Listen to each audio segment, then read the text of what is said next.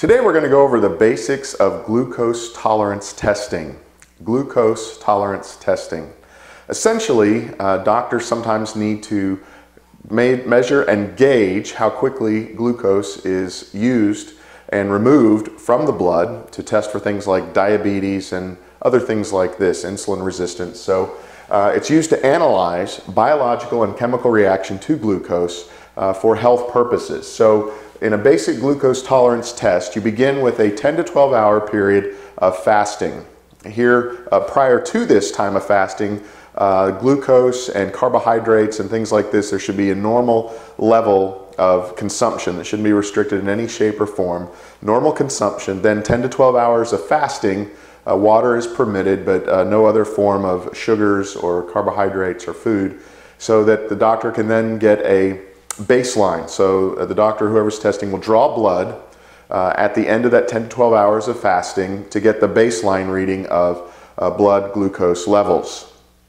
After they have their baseline, then they will administer either orally or intravenously a particular dosage of glucose, and that's been set by the World Health Organization. So they give a preset amount of glucose, either orally or intravenously. Orally is the primary method, but intravenous when necessary.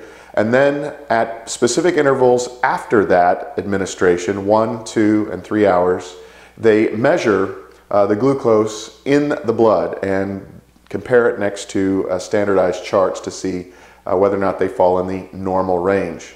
So we just want to go over those ranges briefly then. Blood draws then at the baseline. The normal blood glucose level at baseline after the fasting would be less than 110 milligrams per deciliter. 110 milligrams per deciliter.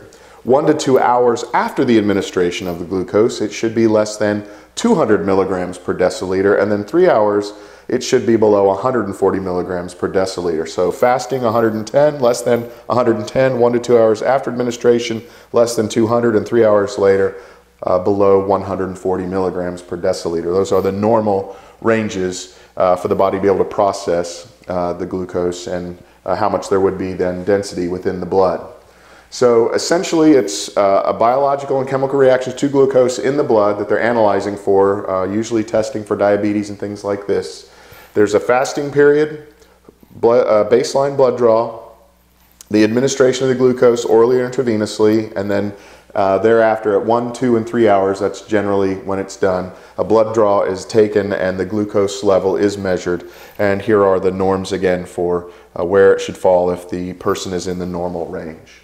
The basic glucose tolerance test is described on the board here. We've gone over it briefly. If you'd like to learn more about this or related matters, underneath this video there's a link. If you'll click on that link, it'll take you to the website that has that information, and while you're on that website, you'll also find a link to an ebook that's ready for immediate download.